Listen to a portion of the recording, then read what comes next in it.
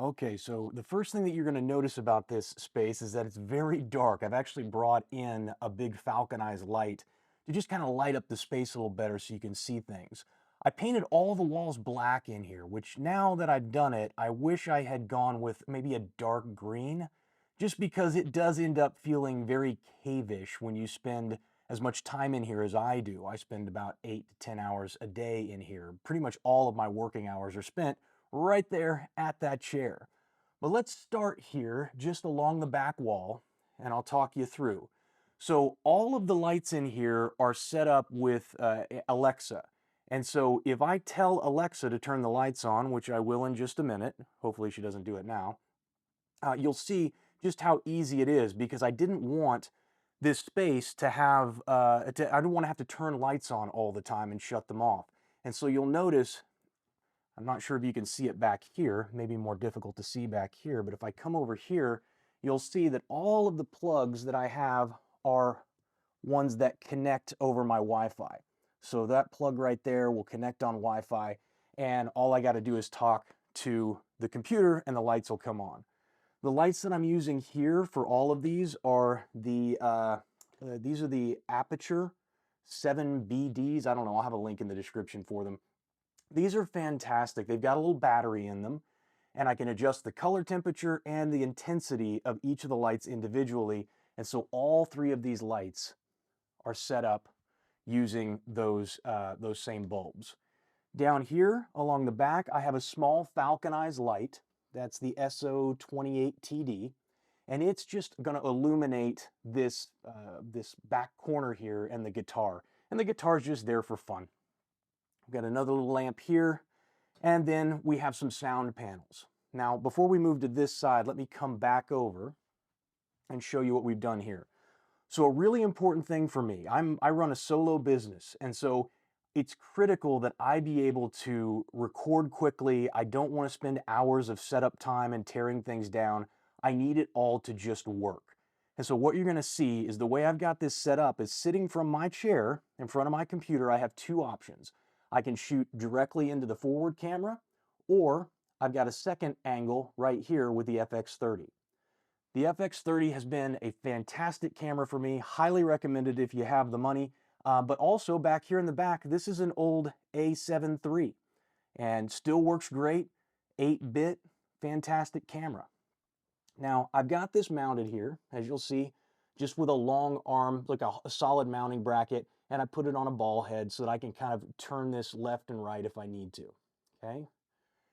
And then back here, in order to get the audio right, I have a boom pole, and depending on whether I want to be using it over here or over here, the height is so that I don't have to raise it up and down. So the boom pole just stays in place, and then I just turn it left or right depending on where I want to pick up the sound. The only thing I do have to change back here is I have two different cords here. So one of them goes to the main computer and the other one runs into this camera. So depending on where I want to record the audio from, that's the only thing that has to be changed. Now, one of the things about being in a small space is that you don't have a lot of room. And so when I was looking at this, I didn't want a bunch of lights on floors, or lights on the floor like this one. So you see how that one's on a camera, on a tripod?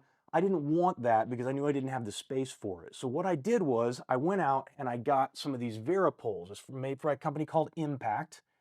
And these just run all the way to the ceiling. And I think they use these for like scaffolding for painting. I'm not sure, but I saw them and I thought this will be perfect. And then you see I've got a crossbar, which is actually just an extender for these Varipoles that I added across the top. And then I've mounted two falconized lights to the back.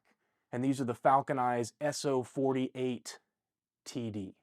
So those are 48s. The one in the back corner is a 28, just to give you kind of an idea. And then as far as computers go, I am running a MacBook M1, and I've got a switcher here for the live streaming that I do. That is this is for if I'm using XLRs. So the only XLR I use right now is for the boom pole, and that runs into here. And then I have a 5K monitor as a secondary. And then I just bought this brand new Elgato prompter, which I'm more happy with now than when I started. It was kind of a pain getting it set up, but now that it's set up, it's fantastic. And then right next to that is another Lilliput monitor. I use this basically now as just a second monitor, or if I'm recording from this camera, I can see better than just with the little flip out. See, so normally you just have that be your whole monitor, but now I've got a nice Lilliput monitor. This used to be what I used for a teleprompter. So I had an old teleprompter before I got the Elgato. And so if I sit down in the chair here, what you'll notice is I can shoot from here right into this camera. I can shoot here into the forward camera. And if I need to move the Elgato prompter, it just comes off and we move it over to the other camera. It's tough to do with one hand, but you get the idea. The whole idea is minimal setup time with everything that we do. And then of course we just bring the boom pole out. And then if I'm doing a podcast or something and I want a little nicer microphone, I pull up this one. I'm using the Revelator dynamic microphone from PreSonus, and it is phenomenal. I've been looking for a long time for basically a USB microphone, which is what this is, USB-C microphone, that gave me the same quality and tone, or at least close enough to the Shure SM7B, which is my favorite microphone. Well, this one does the trick, and I love it. It's more portable. I don't have to bring all the same gear if I'm going to be traveling. And the other great thing about this setup is most of this I can take and I can condense down into a Pelican case, and I can take it with me wherever I need to go. So if I want to be mobile, if I want to travel and I know I'm going to be gone for an extended period of time and I still want a quality setup to do my audio, to create my content with, I can just do that. I can take this setup and go on the road with it. And this, you're probably wondering about this too. This is an external hard drive. It's made by a company called Crucial. Well, you can see it. It's a 2 terabit hard drive, and I love it because it's tiny and it's super fast.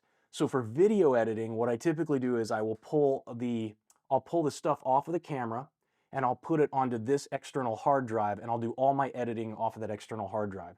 And then once this fills up, I just write down the date and the number, and then I grab another one and I go with the next one. So I just found that's a really efficient workflow for me. But that's pretty much it. I'm not sure what else I can tell you about the studio, but it is, it's been fantastic. Oh, I want to show you. So let's go ahead and turn the lights on. I'm going to shut this off first so you guys can kind of see. And I'll say, Alexa, turn on the studio lights.